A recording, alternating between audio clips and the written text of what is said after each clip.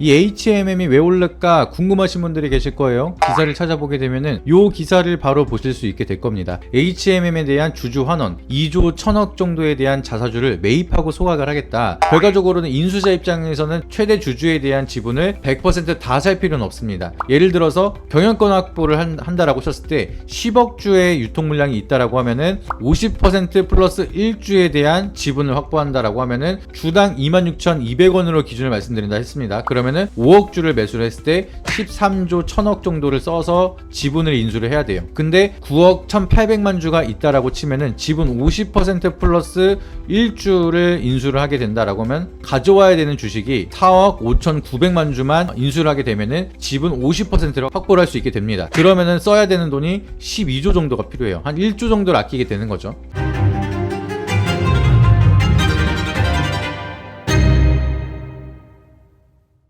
네, 여러분 안녕하십니까. 모학년TV 김민성 전문가입니다. 오늘 지금 촬영 일자가 8월 14일 목요일이고요. 내일은 휴장인데 휴장을 앞두고 나서 HMM이 갑자기 급등이 나오는 모습이 보여지고 있습니다. 이 HMM이 왜 오를까 궁금하신 분들이 계실 거예요. 기사를 찾아보게 되면은 요 기사를 바로 보실 수 있게 될 겁니다. HMM에 대한 주주 환원 2조 1000억 정도에 대한 자사주를 매입하고 소각을 하겠다 라고 얘기가 나오면서 HMM은 사실상 국가에서 운영하는 기업이죠. 그리고 민영화를 하기 위해서 인수주체를 찾고 있는 상황입니다. 그래서 여기에 대한 기대감이 맞물리기 시작을 하면서 자사주 매입을 통해서 소각을 하게 된다라고 하면은 경영권을 판매하는 데 유리해지고, 자사주 매입을 한다는 것 자체가 새롭게 매수세가 들어오는 거고, 그게 회사 돈으로 공개 매수가 들어가는 거다 보니까 결국에는 주가 상승에 대한 좀 긍정적인 요소가 될 수가 있다라고 해석이 되면서 주가가 그동안 약간 조정을 받다가 오늘 급등이 나오는 모습 이어지고 있습니다. 일단 프리정에서 움직이고 있는데 거래 대금이 많이 터졌어요. 이러면은 보통 월요일에도 급등이 같이 이어지는 경우가 있다 보니까 요런 흐름이 이어진다라고 하면은 아무래도 긍정적인 요소로 다음 주에도 HMM에 대한 기대감이 다시 한번 커질 수가 있다라고 보시면 되겠습니다. 이렇게 기사가 나오면은 공개 매수를 하는 거는 알겠는데, 그러면 매수세가 들어오는데 이게 경영권 판매에 대해서 뭐가 좋은 거지? 그리고 소각하면 무슨 효과가 있지? 이런 부분이 좀 헷갈리실 수가 있어요. 근데 이런 내용을 정확히 아셔야지만 여러분들이 매매를 하는데 좀 더 명확하게 구분을 지어서 모멘텀을 좀 체크를 하고, 길게 끌고 갈 종목은 길게 끌고 가고 짧게 잘라야 되는 종목은 짧게 자를 수가 있다 보니까 이거를 디테일하게 아셔야 됩니다. 그래서 여기에 대한 배경을 먼저 설명을 드리도록 할 테니까 영상 끝까지 잘 시청해 주시길 바라도록 하겠고요. 영상 본론으로 들어가기 앞서서 먼저 구독이랑 좋아요 한 번씩만 눌러주시길 바라도록 하겠습니다. HMM이 이번에 2조 원 규모에 대한 자사주 매입을 하고 소각을 한다라고 했습니다. 그러면은 공개 입찰을 통해서 일단은 매수세가 회사 돈으로 들어온다는 겁니다. 요것만 하더라도 매수세가 들어온다는 거는 주가가 상승할 가능성이 높다는 거겠죠. 그렇기 때문에 일단 이게 첫 번째 호재로 반영이 되는 거고요. 그리고 지분 자체가 규모 자체가 적지가 않습니다. 전체 지분의 약 8% 조금 안 되게 7.98% 정도에 대한 매수가 들어왔다가 소각을 한다는 거예요. 그렇기 때문에 지금 H&M이랑 정부에서 운영을 하고 있는 산업은행이랑 한국해양진흥공사가 가지고 있는 지분이 36.02%, 35.60%입니다. 얘네들이 시가총액이 굉장히 커요. HMM에 대한 시총을 보시게 되면은 시가총액이 23조 1146억이 됩니다. 그러니까 여기에 대한 지분을 굉장히 많이 가지고 있고, 두 주체가 가지고 있는 지분만 하더라도 70%가 넘어갑니다. 국민연금을 뺀다 하더라도 지금 나라에서 가지고 있는 지분이 거의 70%가 넘어가고 있는 상황이기 때문에 굉장히 많은 금액에 대한 지분을 가지고 있다는 거겠죠. 그래서 이거를 민영화를 한다라고 하면은 민간 기업한테 이 회사를 넘겨서 판다는 뜻인데, 이거를 누가 사겠냐? 이렇게 비싼 규모가 있는 거를 아무나 살 수는 없다. 그러니까 이런 식으로 지금 이어지면서 경영권 매각에 대한 우려감이 형성이 되면서 딜레이가 되고 있는 게 약간 아쉬운 점이었다고 보시면 좋을 것 같습니다. 근데 이번 이슈를 통해서 HMM이 본격적으로 민영화의 절차를 밟게 될 거라는 전망까지 나타나고 있어요. 이게 정확히 무슨 소리냐? 여러분들이 이해하기 쉽게 한 방에 설명을 드리도록 할게요. 일단은 이 HMM이 발행 주식이 10억 주라고 예시를 할게요. 그리고 대주주 보유 주식이 한 70%로 가정을 해서 산업은행이랑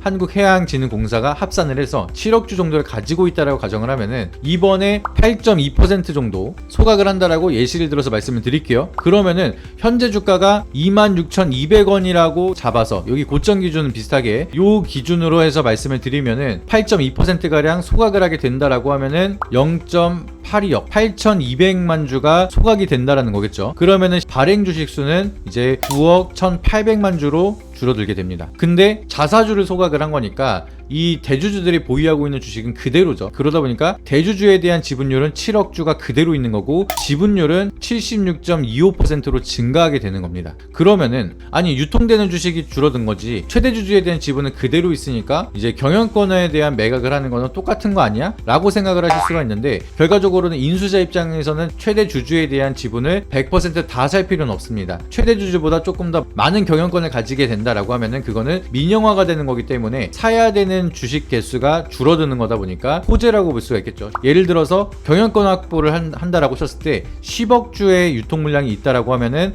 50% 플러스 1주에 대한 지분을 확보한다라고 하면은 주당 26,200원으로 기준을 말씀드린다 했습니다. 그러면은 5억 주를 매수를 했을 때 13조 1000억 정도를 써서 지분을 인수를 해야 돼요. 근데 9억 1800만 주가 있다라고 치면은 지분 50% 플러스 1주를 인수를 하게 된다라고 하면 가져와야 되는 주식이 4억 5,900만 주만 인수를 하게 되면은 지분 50%를 확보를 할 수 있게 됩니다. 그러면은 써야 되는 돈이 12조 정도가 필요해요. 한 1조 정도를 아끼게 되는 거죠. 그러니까 쉽게 말씀을 드리면은 경영권은 이 최대 주주가 50% 플러스 1주만 갖고 있는 사람이 모든 행사를 할 수가 있다 보니까 이 경영권이 다 넘어간다라고 보시면 됩니다. 그러면 요거 기준으로 말씀을 드리면은 자사주 소각을 안 했다라고 하면은 13조가 필요한 건데 자사주 소각을 했다라고 하면은 12조가 필요하다. 실제 주식에 대해서 개수로 계산해 보면 좀 더 디테일하게 계산을 해봐야겠지만 여러분들 이해하기 쉽게 그냥 깔끔하게 유통 물량이 총 10억 주다 라고 가정을 했을 때 요 정도에 대한 변화가 만들어진다. 일단은 주식 개수가 줄어드는 것만 하더라도 인수자 측에서는 사야 되는 주식의 개수가 줄어들다 보니까 훨씬 더 돈을 아낄 수가 있다. 그렇기 때문에 이 민영화에 대한 부담이 줄어들었다라고 해석이 되는 겁니다. 아시겠죠? 그래서 여기에 대한 이벤트를 정확히 알고 있어야지만 아 이번에는 이런 흐름 때문에 잘 올라가고 있구나 이런 게 해석이 되는 거고 이해할 수가 있습니다. 그래서 제가 봤을 때는 HMM은 그동안 너무 오랫동안 조정을 받고 있었기 때문에 충분히 상승에 대한 시작점이 된다라고 하면은 전에 해운주들이 큰 사이클이 왔을 때 요 정도로 올라갔습니다. 근데 조선주들만 잘 가고 해운주들은 계속 안 가고 있는데 이번에 만약에 민영화에 대한 기대감이 만들어진다. 원래 기본적으로 국가에서 운영하는 회사는 잘 안 가요. 수익성을 바라보기보다는 여론을 바라볼 수밖에 없기 때문에. 근데 이번에 민영화가 되면서 수익성을 좀 더 극대화할 수 있는 기대감이 만들어진다. 회사의 주체가 바뀐다 라고 하면은 거기에 대한 모멘텀만 하더라도 저는 35,000원대까지 훨씬 더 강하게 갈 수 있다라고 보고 있습니다. 옛날에도 우리가 넥슨 매각 이슈가 만들어지면서 넥슨 GT 이런 종목들이 막 어마무시하게 올라갔으면 막 3연상하고 막 그랬었는데 이번에도 마찬가지로 주인이 바뀐다는 소식이 정확하게 잘 만들어지고 기대감이 커진다라고 하면은 35,000원 이상까지도 바라볼 수가 있습니다. 앞전에 있었던 여기 박스권 상단 부근. 그렇기 때문에 지금부터가 진짜 중요한 자리고 이번 넥스트레이드 상승으로 끝나는 게 아니라